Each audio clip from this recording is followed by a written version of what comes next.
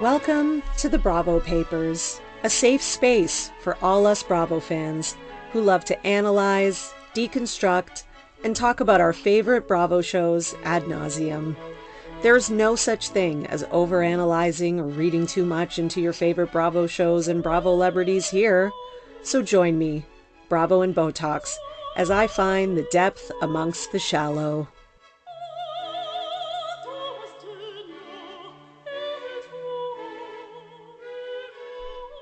Welcome, everyone, to the Bravo Papers breaking news. I'm so excited to launch this new venture.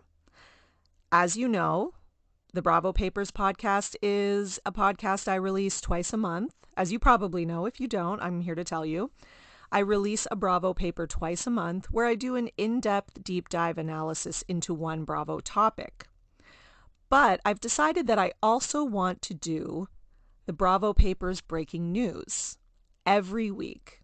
So this will be your podcast for your Monday morning to get the week started.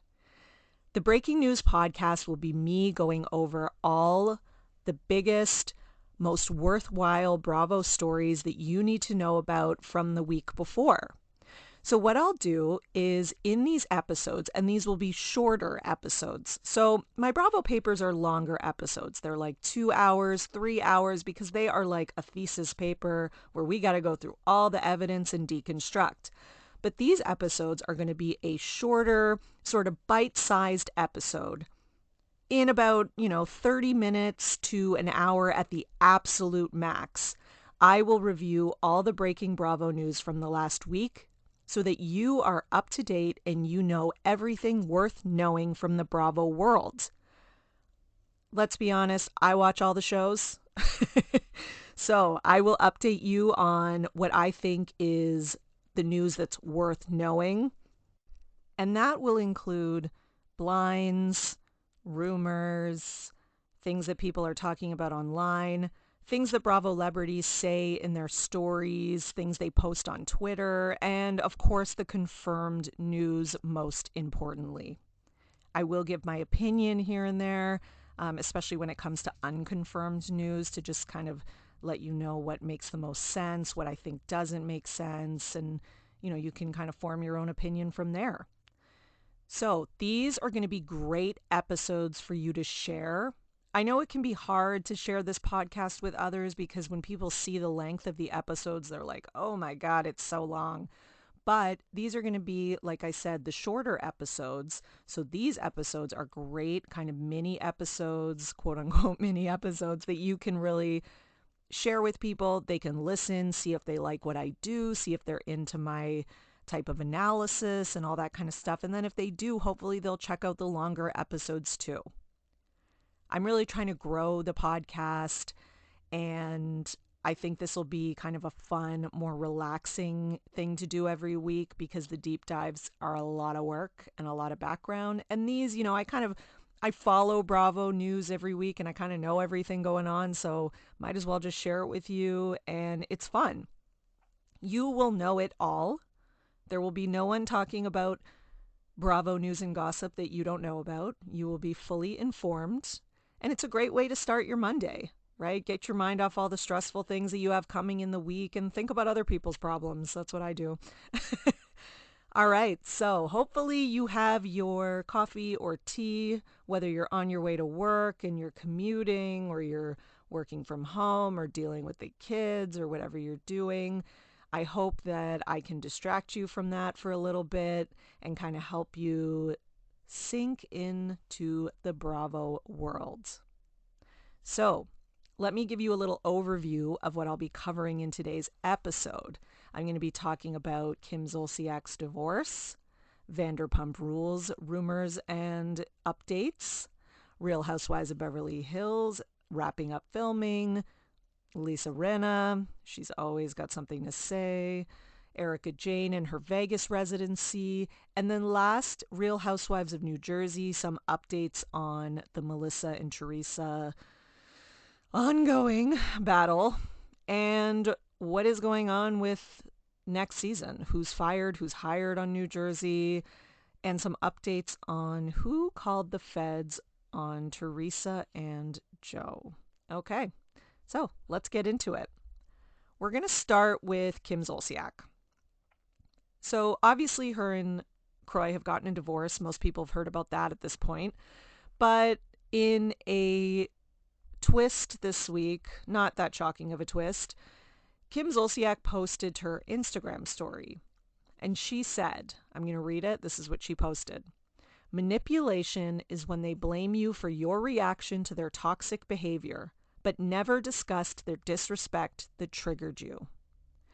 So I think that Kim is posting this in response to all the things that Kroy has been putting out in the media, because he has been going to town, putting out things about her not being a great mother, about her draining all their bank accounts, her gambling addiction.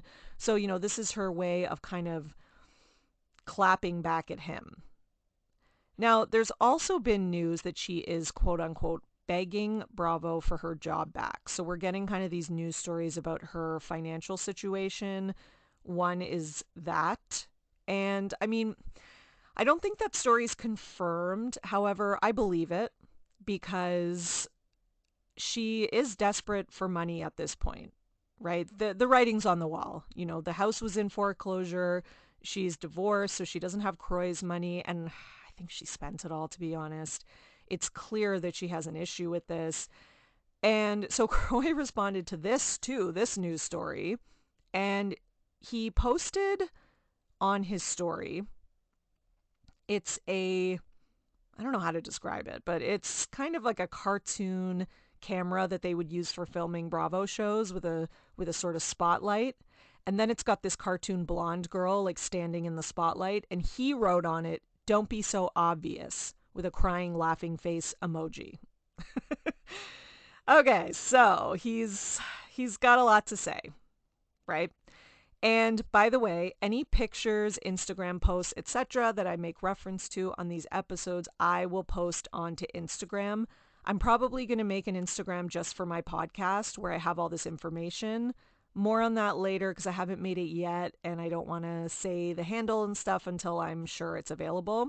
But I will update you on my regular Instagram at Bravo and Botox.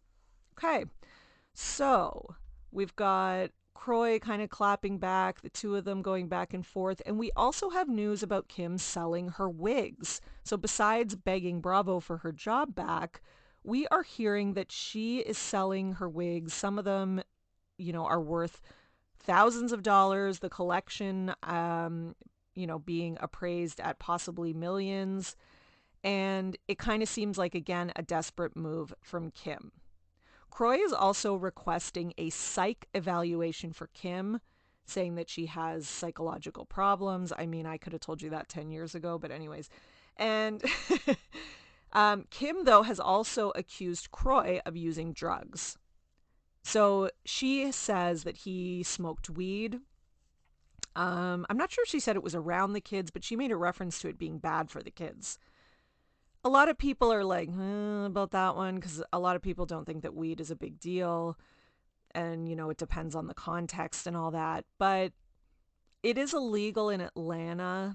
So I don't think it's that, Kim really cares that much about weed or has this big stance on it. But she's just going to use anything that she can. Okay? She's throwing anything at the wall. Kroy's throwing anything he has at the wall. And that's how it's going to go. So we will see how things continue to play out. I mean, I know a lot of people don't want Kim back on Real Housewives of Atlanta, especially with the way that she reacted to the rest of the cast and saying that she was being targeted because she's white and all this stuff, right? People just really don't want her back because of that, which I totally get. However, a lot of other people want to see the divorce play out. The other thing is that Sheree is actually still friends with her, so I don't know. It could happen. I don't know, but there's a possibility. All right, so let's move along to Vanderpump Rules. Have you heard enough about Vanderpump Rules yet? So here are some of the things that are floating around on Instagram, on social media. There was a blind item or DM sent to a Instagram account, shout out to @FaceReality16, saying that somebody was at Schwartz and Sandy's in April, and they heard from the employees that some of the employees there will actually be filming for Vanderpump Rules. I mean, I don't believe this one. Okay, there is no confirmation of this. And why would they all of a sudden be filming employees from Schwartz and Sandy's when the Vanderpump Rules audience does not want that? Right? They're getting amazing through the roof ratings right now, right? I don't know why they would do something that the audience would be turned off of, wouldn't want to see. Now, it could be something small, like maybe some people at the restaurant knew things about the affair, or maybe it's just going to be a little bit of like a little kind of side story of how their business has been hurt by the affair and by the Sandoval. That I could see. I don't see it as, okay, they're going to be bringing in the employees and they're going to have their own spin-off and they're going to have their own show and storyline like they did when they brought in like Dana and Max and all those people season 9 or whatever it was. No, I don't think it's going to be that, or season 8, sorry. I don't think it's going to be that, but maybe it's just kind of getting a little bit of Schwartz and Sandy's viewpoint. Because, I mean, let's be honest, who's going to want to film with Schwartz and Sandoval? It's going to be rough. Like, a lot of people aren't going to want to film with them. So maybe they're trying to fill in the gaps. I don't know. All right, so that's one thing. The other thing is that on Kristen Doute's podcast, okay, so we've all heard about people assuming and saying that Sandoval and Raquel have broken up. But then Ariana said on Watch What Happens Live that she's still getting letters to the house from Raquel. The other thing is that Kristen Doute, on one of her recent podcast episodes, said that from a mutual friend, actually, this was even, I think her co-host saw the postcard. I don't know if she was, I don't know what the situation was. But anyways, the point is that one of them saw it. A postcard was sent to Sandoval from Raquel. A postcard. So this is like, you can read it. Because it's open. It's not in an envelope. Right? And apparently the postcard was like one of those scenes from the place that she's at. They didn't say where she's at. To respect privacy, but the place where she's at, and there was lightning bolts on it, which they were like, oh my God. So I don't know. It doesn't sound to me like they're actually broken up, or maybe they're still having some type of relationship. But I was believing they were broken up because he was pictured with that other girl, that blonde girl. So let's go to that. Okay. Tom was seen with an influencer from Texas, and they were pictured kind of having a dinner together. Now, Tom and the girl say that they are not dating. They're just friends, quote unquote. And this girl actually took to, I think it's Instagram, to give us all a message. So this is what she said. She posted like a picture and she said, anxiety tip. If you hang out with a famous person, be prepared that someone will likely take your picture, sell it to the tabloids, put your face on blast, tell everyone you're dating, and give you the worst anxiety you've ever experienced. Thank you to my closest friends for being there and checking on me right now. P.S. I'm not dating Tom. P.S.S. Find better hobbies. Okay. First of all, isn't it PPS? I don't know. I'll have to look it up, but I'm pretty sure it is. Second of all, I can see why her and Tom are friends. She's just like him. She attended the Sandoval School of Gaslighting. PSS, find better hobbies. Like, who are you? Does she not know that Sandoval has been like the front page entertainment news, like CNN covering it, New York Times, Ariana's been on all these shows? Like, are you living under a rock? which clearly she's not. If she's an influencer and she's heavy on social media, she clearly knows about this. So she's doing just what Tom does, gaslighting. We're all losers for caring about Sandoval, right? Find something else to do, whatever. Like, ugh, come on. Come on, girl. Anyways. So the other clue, just to kind of jump back to Raquel possibly still being with Sandoval despite this rumor of him with the Texas girl, is that on the Jamie All Over podcast, and Jamie's like a mutual friend of the group, Jamie says that she has a mutual friend who was at his house, him and Ariana's house, and that while the mutual friend was there, he actually got a call from Raquel. So, are they broken up? That is yet to be seen. I'm starting, God, I go back and forth, honestly, daily, but I'm leaning now back towards they're not broken up and maybe just want people to think they are because of all the hate that they're getting. I don't know. The other rumor that has been big, but I think has pretty much been debunked, so hopefully people are not still believing it, was Raquel being pregnant. She is not pregnant. Okay, she was vaping left, right, and center at the reunion, and that was allegedly when she told Andy. I don't know how this rumor got started. There is no facts or basis to it. There's just, oh, well, this person who knows this person who knew that person who knew that person told me, right? Like, there really isn't any reason to think that this is true. Okay, I have received no evidence, and trust me, I have seen every single TikTok, reel, Instagram story, DM, do moi blind. Like, I've seen it all. It's not true. Okay. There was also confirmation to an Instagram account at the Bravo Babe.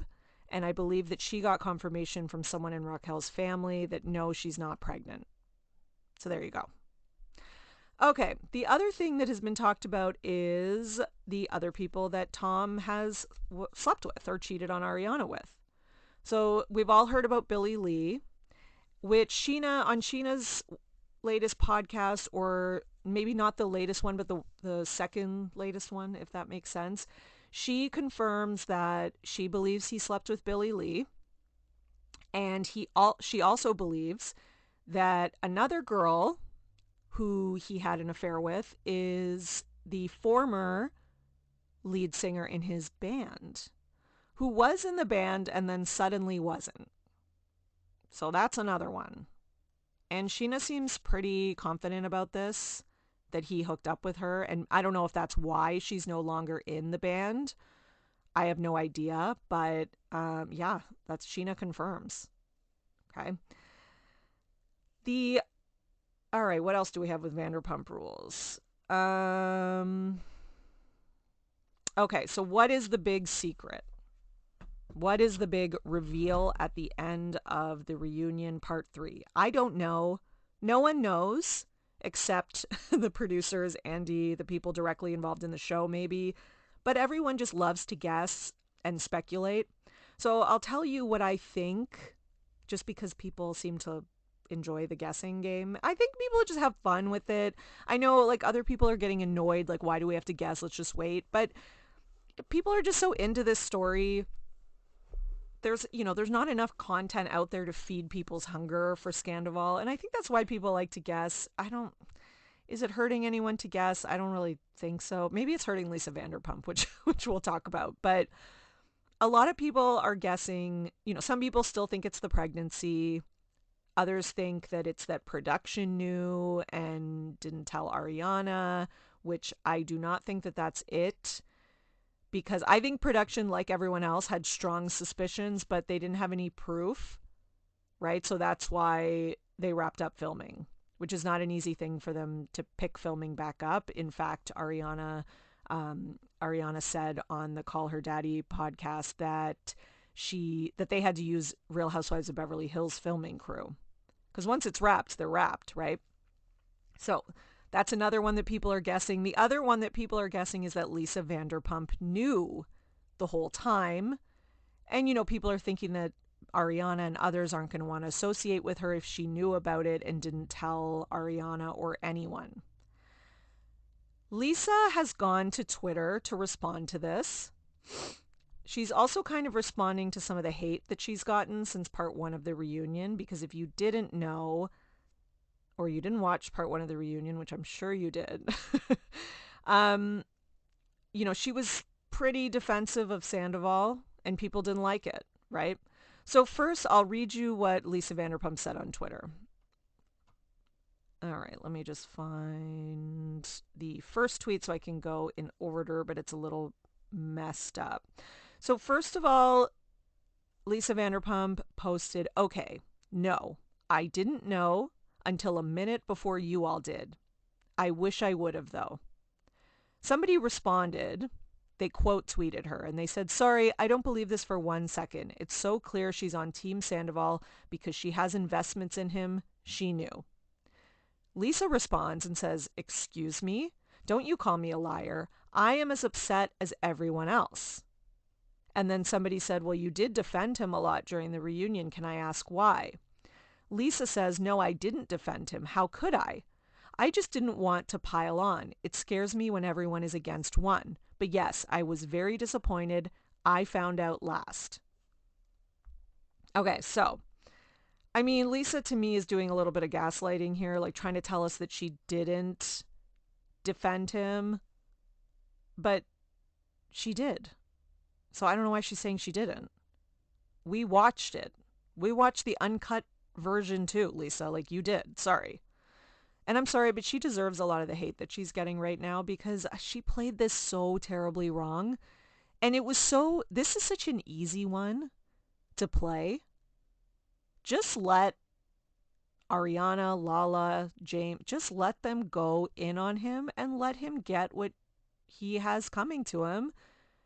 And, we don't need you kind of sliding in every 2 minutes to make him feel like he's justified in things, which you could tell that was how he was feeling, right? He even said like, oh, she's being reasonable in reference to Lisa.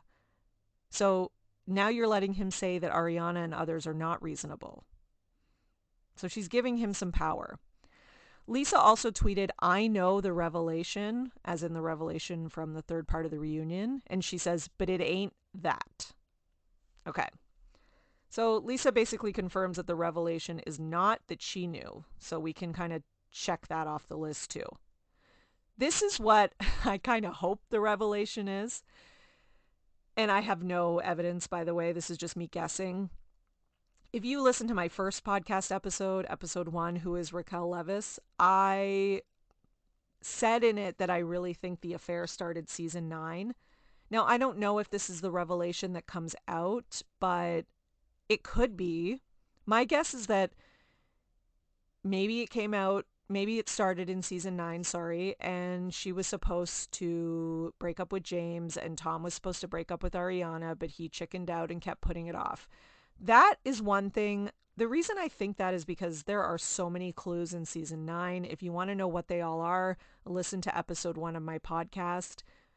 But the other thing is that is exactly what happened with Kristen, as we learned on the first episode of the reunion, part 1 of the reunion, right? It's so weird that, Kristen cheated on him with Jax. Like, he had every reason to break up with her, and he was clearly so into Ariana, and he still was too chicken to do it, right? He still stayed with her.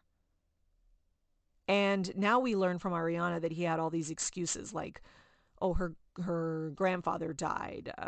We have tickets to a show, right? Blah, blah, blah. Even though he was supposedly so in love with Ariana and falling for her. So it's weird. Why didn't he just break up with Kristen?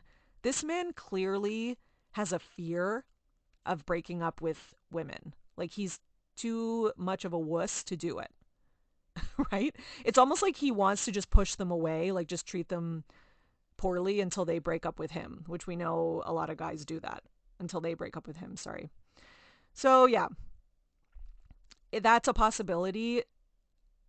I find it hard to believe, though, the hole in that possibility, and I don't want to ignore the hole because it's my prediction. The hole is that I don't know why Rachel would admit that, because then she's even in more trouble, right? Because now she's betrayed James, and now Tom looks even worse because he's also betrayed James as a friend. So I don't know. What do I really, really think deep in my gut? It's going to be something that's not that big of a deal. I'm sorry. I hate saying that because I just feel like it's not really going to live up to the hype. I also feel like them putting off filming and not signing contracts, I think that's just more about giving everyone a moment to settle so that they can actually film a season where people are calm because they're all so fired up still. I don't know if it really has anything to do with the revelation at the finale. And I know Alex Baskin said that he's a producer, but I don't know if that's, he could just be saying that and maybe it's getting taken out of context. All right, we will see in 2 weeks. Okay, so what else do we have for Vanderpump Rules? Okay, the last thing I wanted to talk about, and this is my favorite piece of Vanderpump Rules news, is Sandoval versus Glamour Magazine. This was so funny to me. So, a journalist from Glamour Magazine wrote an article, and the article was entitled "Tom Sandoval Has Ruined White Nail Polish for Everyone." And Tom Sandoval has lost it. Like, he is just livid about this article. So he took a screenshot of the article, posted it on his Instagram story, and then he wrote, this is what he wrote. He wrote, "So sorry, nothing I ever wear seems to ever look good on trolls." Then with like a shrugging emoji. So that was one thing he wrote. By the way, he spelt seams wrong. He put "wear seems to ever look good," and it's SEAMS. Okay, Tom. Anyways, then he also took a screenshot of the journalist from Glamour Magazine. Her name is Stephanie McNeil. So he took a screenshot of her Instagram. He tagged her in it and wrote at Steph McNeil. "With writing such a disgusting, trashy, hateful, and biased article, how can you dare call yourself a journalist? Reign of Terror, I'm a human being and you don't know me," because I guess she wrote Reign of Terror in her article. Then he put at Glamour Mag, "When did you start putting out articles with such vicious, personal, blind hatred towards someone on your platform? Is this the kind of trashy bullying rhetoric you want to represent? I'm just shocked. I thought your company was better than this." Okay, so he is pissed. Then another Instagram story where he Googled the definition of journalist.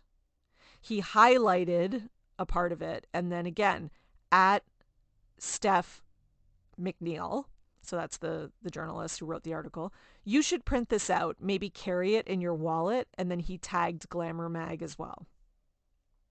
So wow.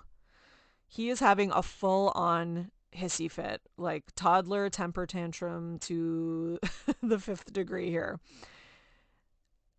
It's crazy to me. There have been so many articles written about this guy, like People Magazine, Us Weekly, the Daily Beast, like literally every news outlet that you can think of, not to mention all the podcasts. Like, it is just CNN, New York Times, right? And it's funny that he targets like the most kind of female magazine with a woman writer.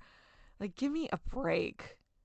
And, the article's supposed to be kind of a fun joke about how he ruined white nail polish, which, by the way, everyone has been saying that. It's been said on Twitter like 9,000 times. Do you know how many times I've seen tweets about it and joke references to it? I don't know why he's losing it over that. I think he just loves his white nail polish so much. And I think he also just thought it was so cool. And the fact that other people don't think it's cool, he can't handle that. Like, just, narcissism times 10, right? Anyways, I thought that was really funny, though, because, seeing him kind of spiral over white nail polish of all things, there are bigger things going on, Sandoval. Okay? Much bigger. All right. Last thing about Vanderpump Rules is that it was said that Sheena and Brock were on a radio show in Australia a few days ago. I'm not sure exactly which day, but it was definitely last week. And they said that Rachel most likely won't won't be coming back next season. Sorry, that was a terrible sentence. Rachel most likely won't be back next season because her family won't allow it. They also said the head of production, and again, this is where that original rumor started, that told the cast not to sign any deals until they've watched all 3 parts of the reunion. Okay. Because of the secret revealed or whatever. All right.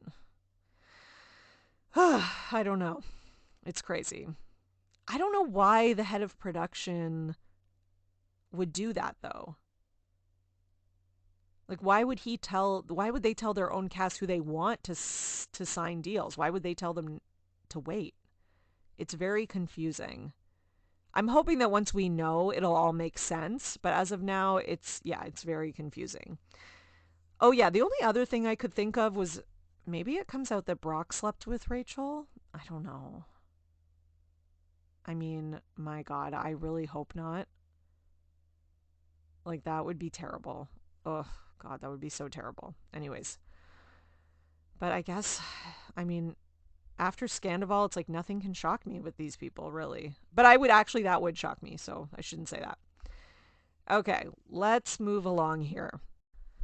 All right, let's talk about Real Housewives of Beverly Hills. We haven't had our RHOBH fix in a while. I'm looking forward to the new season. I want to see how things go without Rinna. So they've wrapped filming, and we had Kyle's white party that she does, which I love. It's such a Beverly Hills staple. And this year was a little weird. Like they had it in a stadium. And people were like, why do you need to have a white party for 60 people in a stadium? There must be some reasoning behind it. There must be something in reference to like a charity. I don't know. There's got to be a reason. We're going to see. Okay. Now, Erika performed at it. So she did her Erika Jayne thing, which people are still really like, ugh, about, including me. And this kind of reminds me just what is going on with her residency. So clearly she's getting back into performing. You know, she's practicing, apparently has new songs, and she does have this Vegas residency where she is charging up to $467 for a ticket. Now, that is the more expensive ticket.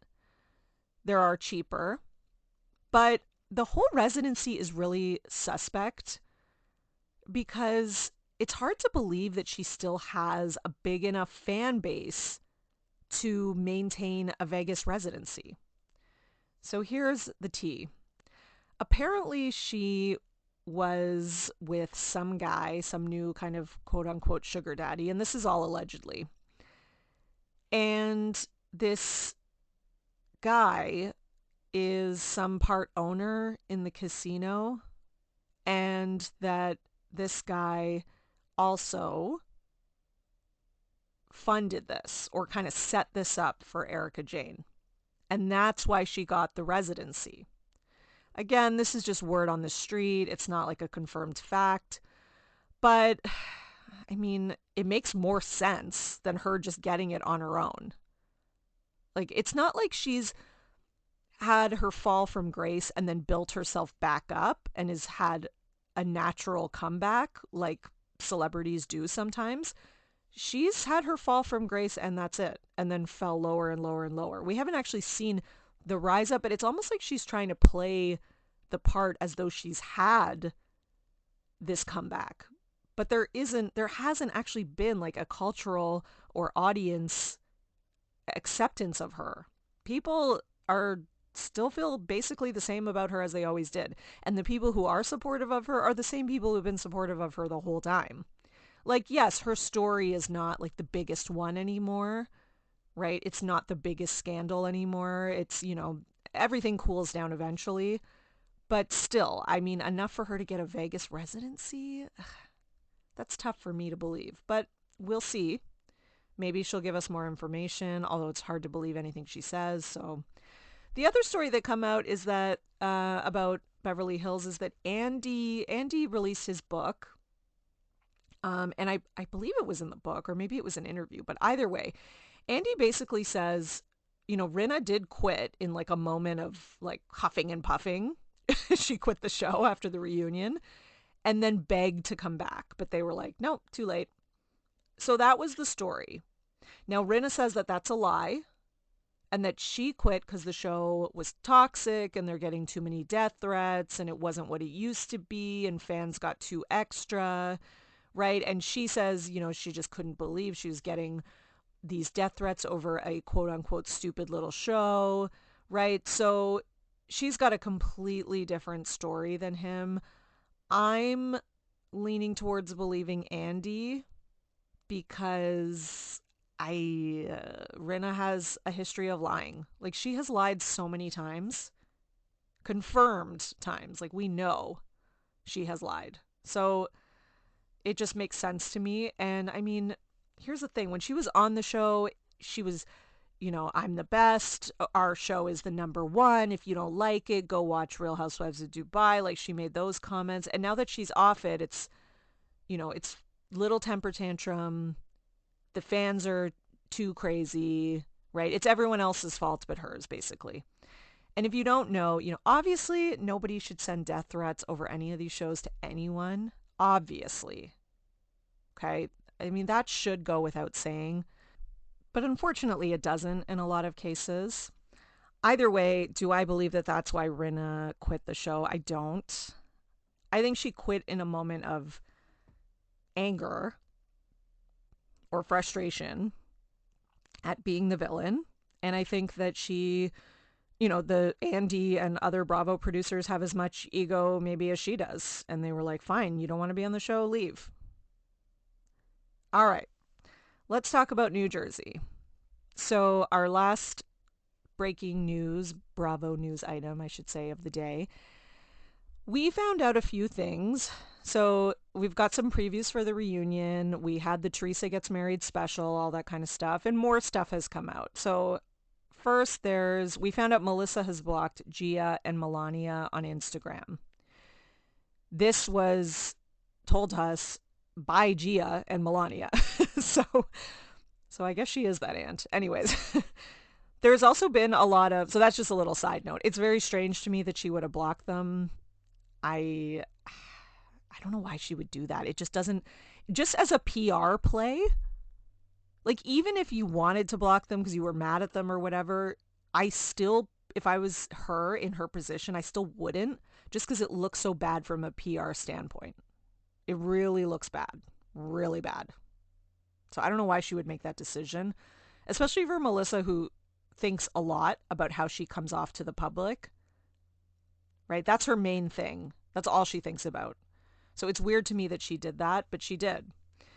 The other thing is we have some reports of firings flying around. People were saying that, Teresa was put on pause. People were saying that, the whole show's been put on pause. But Andy said in an interview that it's all not true. The show's not on pause. They always have a break in between. He also said that the reports of firings are bogus. They just haven't even done it yet. They haven't started with contracts yet. He says they like to let the reunion play, see what people feel, see how kind of some responses are, how they feel, where the storylines are going to go with the different women, which all that makes sense. He also did say, though, that he does feel like Melissa and Teresa can't film together. So yeah, we'll see where that goes. We also have Teresa, we have some news kind of leaked from the reunion that Teresa says that Melissa and Joe called the feds on her. Now, this is something that a lot of people, especially people who don't like Teresa, could kind of write off as like her own paranoia, etc.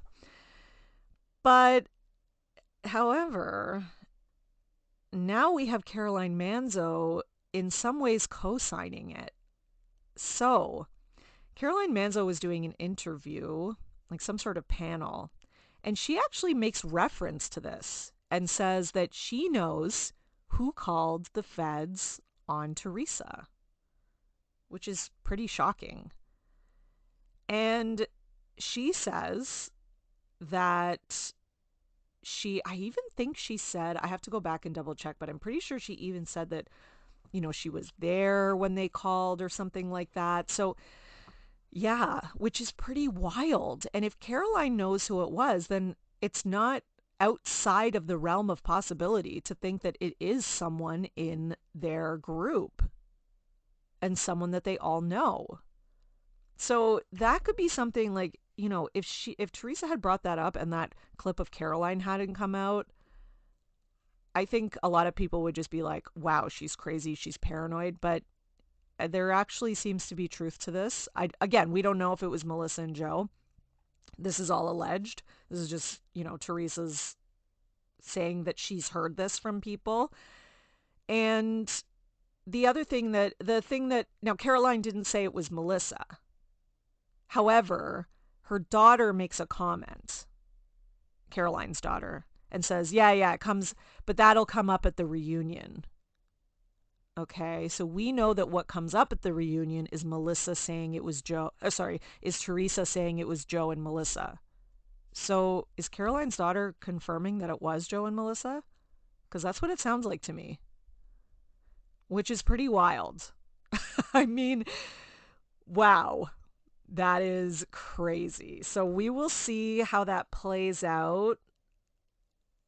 And I believe that Jacqueline Larita has also co-signed that. Okay. So that's pretty big. I mean, if that is true, I don't see how they could ever film together again.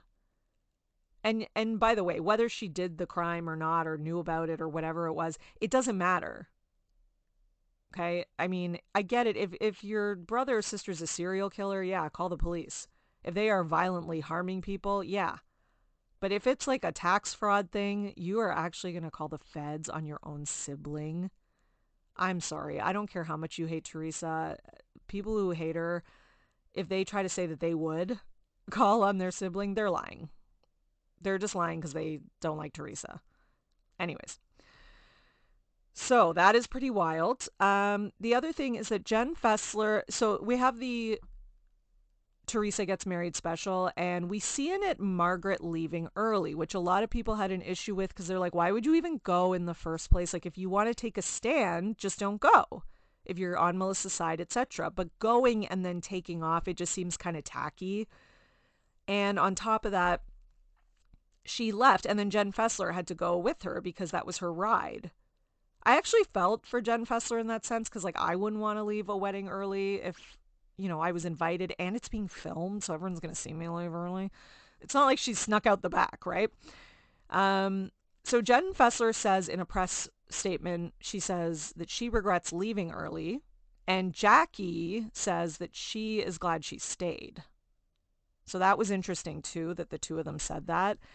Marge really, she played it wrong. Like, Marge is always trying to, she's not trying to be on the fence in terms of like being on Teresa's side and being on Melissa's side. No, we all know she's on Melissa's side, but she does try to ride the fence when it might benefit her with filming, right? She knows that this is going to be a big episode. This is going to be on camera. She doesn't want to miss out on camera time. She doesn't want to not be in this episode. Like, that is all Marge cares about is Marge. Marge is all about Marge. Okay, so that's why she did that. And I mean, we saw that the Teresa Gets Married wedding special, it was the second highest rated episode of the season, especially in the coveted demo group, which is the most important thing to the advertisers and to Bravo. So she's going to have to answer that next season if she's on next season, I guess. All right, so that's some of our updated Jersey news. And more news is going to keep trickling in this week. So I will be jotting it down, keeping a track of it. Obviously, I will continually post to my Instagram stories at Bravo and Botox and on Twitter at Bravo and Botox. But I will also be, like I said, gathering it up for next Monday's Bravo Papers breaking news. So stay tuned for next week. Please, please, please share, share, share. If you like the pod, please send it to someone. even just one person means the world to me. These shorter news episodes are great ones to share because it just gives people a little taste. And then if they like the taste, they can go for the full meal, which is my Bravo paper deep dive episodes. Okay. The other thing I would love is if you are listening and you like it and you're enjoying it, take a screenshot with your phone of you listening to the podcast on your phone. Share it to your Instagram story and tag me. I will like it. I will put it in my story. I will thank you. I will give you all the love and thank yous, all the love and thank yous. And please rate, review, subscribe, all that stuff. Right? I do this, I'm not making money off it, but the money, the way that you can pay me is rate, review, subscribe, and share. Okay? Tell someone, spread the word. It means the world to me, and all your support so far means the world to me. I've gotten such great feedback. People have been so kind and awesome, and, all of you listeners, all of you followers, you are why I do it, because you've got that love, you've got that passion like I do for Bravo, and we have a great time, let's be honest. All right. So I will see you next week, and until then, keep overanalyzing everything Bravo. Thanks for listening, everyone. If you enjoyed today's episode, please rate, review, subscribe, and share with a friend or 100 friends, whatever you want. You can follow me on Instagram at the Bravo Papers, or for my Twitter roundups, follow at Bravo and Botox. If you'd like to support me, please go to buymeacoffee.com/Bravo and Botox for some much needed caffeine support. And until next time, keep overanalyzing Bravo.